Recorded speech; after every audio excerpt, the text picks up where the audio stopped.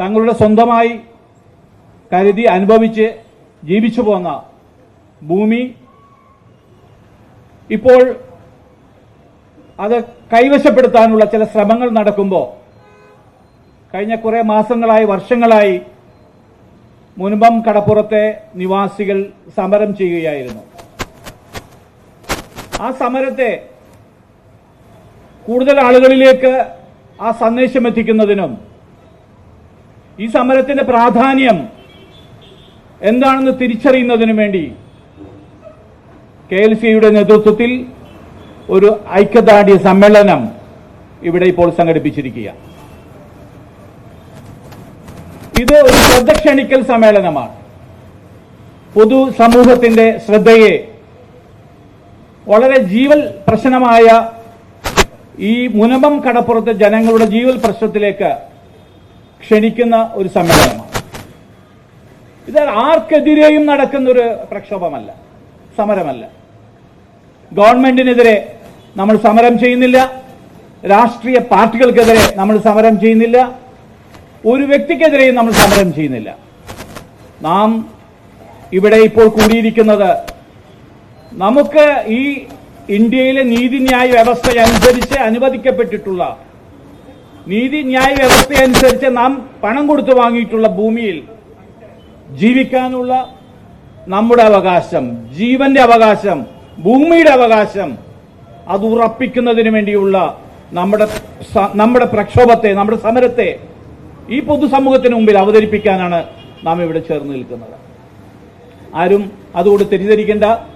നമ്മൾ ഇത്രയും ആളുകൾ ഇവിടെ കൂടുമ്പോൾ ആർക്കെതിരെയുമുള്ള സമരമല്ല, മറിച്ച് ഞങ്ങളുടെ അവകാശത്തിന്റെ സംരക്ഷണത്തിന് വേണ്ടിയുള്ള സമരമാണെന്ന് ആദ്യം തിരിച്ചറിയുക.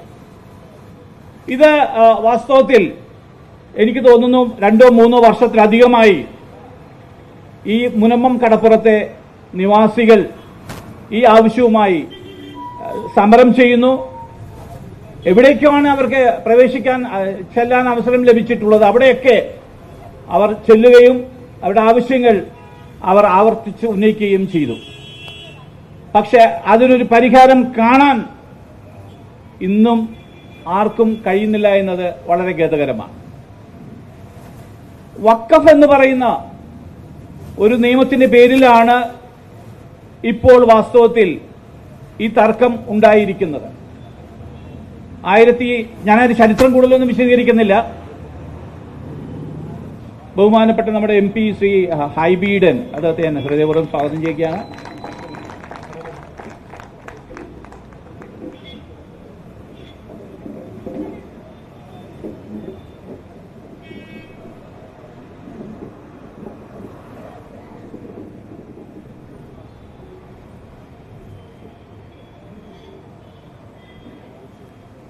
ആയിരത്തി 1902 തങ്ങളിൽ നിന്ന് സ്വന്തമാക്കിയ ഈ ഭൂമി 1950 ആ ഭൂമിയുടെ ഉടമസ്ഥർ ഫറൂഖ് കോളേജിന് ദാനമായി ഈ ഭൂമി നൽകുന്നത്. 404 ഏക്കറായിരുന്നു ആദ്യം ഭൂമി. അത് പിന്നീട് 114 ഏക്കറോളമായി ചുരുങ്ങി. 1948 കോഴിക്കോട് ആരംഭിച്ച ഈ ഫറൂഖ് കോളേജിന് 48 ആരംഭിച്ച ഫറൂഖ് കോളേജിന്റെ വികസനത്തിന് വേണ്ടിയുള്ള വികസനം മുന്നോട്ട് കൊണ്ടുപോകുന്നതിനുള്ള ഒരു ദാനം എന്ന നിലയിലാണ് അന്നത്തെ ആ ഭൂമിയുടെ ഉടമസ്ഥൻ ഈ ഫറൂഖ് കോളേജിന് ഈ ഭൂമി നൽകുന്നത്. അത് ദാനമായി നൽകിക്കൊണ്ട് തീരാധാരം നൽകി ആ ഭൂമിയിലുള്ള എല്ലാ ക്രയവിക്രയ സ്വാതന്ത്ര്യവും ഈ ഫറൂഖ് കോളേജിന് നൽകിക്കൊണ്ടാണ് ഈ ഭൂമി നൽകുന്നത്. ഈ ഭൂമിയാണ് വഖഫ് എന്ന പേരിൽ ഇപ്പോൾ മുന്നോട്ട് വാദവുമായി വന്നിരിക്കുന്നത്. വഖഫ് എന്ന് പറഞ്ഞാൽ നമുക്കറിയാം, ഒരു വ്യക്തി മുസ്ലിം വിശ്വാസപ്രകാരം ജീവിക്കുന്ന ഒരു വ്യക്തി തന്റേതായ സ്ഥാവര ജംഗമ വസ്തുക്കൾ അടങ്ങിയ ആ വസ്തുക്കൾ ദൈവത്തിന് പൂർണ്ണമായി സമർപ്പിച്ചുകൊണ്ട് ദാനമായി നൽകുന്നതിനെയാണ് വഖഫ് എന്ന് പറയുന്നത്. ഒരു ടോട്ടൽ ഡെഡിക്കേഷനാണ്, പെർമനന്റ് ഡെഡിക്കേഷൻ. ഒരിക്കൽ വഖഫ് കൊടുത്താൽ പിന്നെ തിരിച്ചെടുക്കാൻ പറ്റില്ല. അതാണ് വഖഫ്.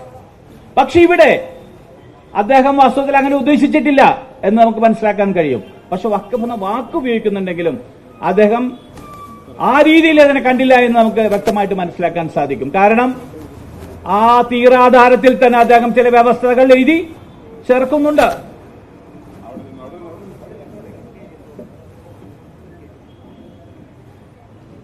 ഒന്ന്, ക്രയവിക്രയ സാധ്യത ഫറൂഖ് കോളേജിന് നൽകുന്നു. രണ്ട്, ഈ ഭൂമി കോളേജിന് ഉപയോഗിക്കാനാവുന്നില്ലെങ്കിൽ അത് തിരിച്ചു തരണം. തനിക്കും തന്റെ പിന്തുടർച്ചാവകാശികൾക്കും തിരിച്ചു തരണം. ഇത് സാധാരണ വഖഫിൽ സാധ്യമല്ല. അപ്പോൾ ഒരു അൺകണ്ടീഷണൽ ഡെഡിക്കേഷനാണ് വഖഫെങ്കിൽ ഇവിടെ വാസ്തവത്തിൽ കണ്ടീഷണൽ ഡെഡിക്കേഷനാണ്. ഒരു ഉപാധികളോടെയാണ് അന്ന് ഫറൂഖ് കോളേജിൽ ഭൂമി കൈമാറിയത്. അതുകൊണ്ട് തന്നെ ആ സ്വാതന്ത്ര്യം ഉപയോഗിച്ചുകൊണ്ട് തന്നെയാണ് വാസ്തവത്തിൽ ഫറൂഖ് കോളേജ് ആ ഭൂമി അവിടെ താമസിച്ചിരുന്നവർക്ക് വിൽക്കുന്നത്. ഇങ്ങനെ പണം കൊടുത്ത് 1989 മുതൽ അവിടെ താമസിച്ചിരുന്ന ആളുകൾ ഫറൂഖ് കോളേജിന് പണം കൊടുത്ത് വാങ്ങിയ ഭൂമിയിലാണ് അവർ ഇപ്പോൾ താമസിക്കുന്നത്. ആദ്യം അത് ഒന്നാമതേത് അത് ഒരു വഖഫ് ഭൂമി അല്ല. രണ്ട്, എപ്പോഴും 1923 നിയമം എന്താണ്? മുസൽമാൻ വഖഫ് വാലിഡേഷൻ ആക്ട് എന്നാണ്. ആ ഭൂമിക്കൊരു മൂല്യമുണ്ട്.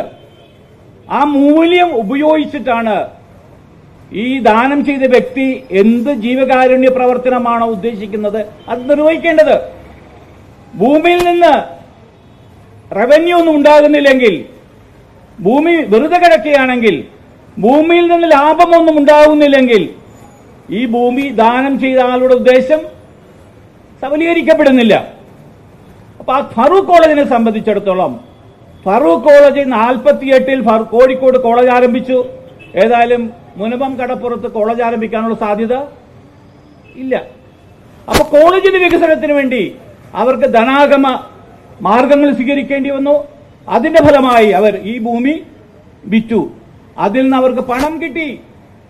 അന്നത്തെ ആ നാട്ടിലുണ്ടായിരുന്ന വിലയേക്കാൾ കൂടുതൽ വില കൊടുത്തിട്ടാണ് ഇവർ വാങ്ങിയത്, അല്ലെ? വാങ്ങി ആ പണം കോളേജിന്റെ വികസനത്തിനായി ഉപയോഗിച്ചു കഴിഞ്ഞു. ഈ വഖഫ് അല്ലാത്ത ഭൂമിയാണ് കുറെ നാളുകൾ കഴിഞ്ഞപ്പോഴേക്കും വഖഫ് ഭൂമിയാണ്, അത് തിരിച്ചു തരണമെന്ന് വാദവുമായി ആളുകൾ മുന്നോട്ട് വന്നിരിക്കുന്നത്. ഇവിടെയാണ് നമ്മൾ തിരിച്ചറിയേണ്ടത്. വഖഫ് ഭൂമി അല്ല ഇത്, ഒന്ന്.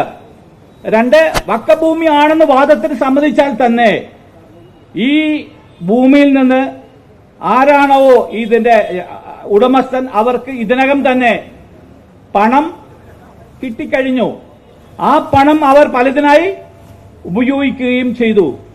വാസ്തവത്തിൽ ഈ ഒരു പശ്ചാത്തലം ഉള്ളപ്പോഴാണ് പിന്നീട് പലതരത്തിലുള്ള വ്യാഖ്യാനങ്ങളിലൂടെ അവകാശവാദവുമായി മുന്നോട്ട് വന്നിരിക്കുന്നത്. രണ്ടാമത്തെ ഒരു കാര്യം ഞാൻ കൂടുതൽ വിവരിപ്പിക്കുന്നത്, കാരണം ധാരാളം പ്രസംഗരുണ്ട്, അവരെല്ലാവരും ഇത് ഫീൽ ചെയ്തോളൂ. അതുകൊണ്ട് ഞാൻ കൂടുതൽ പ്രസംഗിക്കേണ്ട ആവശ്യമില്ല. ഇവിടെ നമ്മെ സംബന്ധിച്ചിടത്തോളം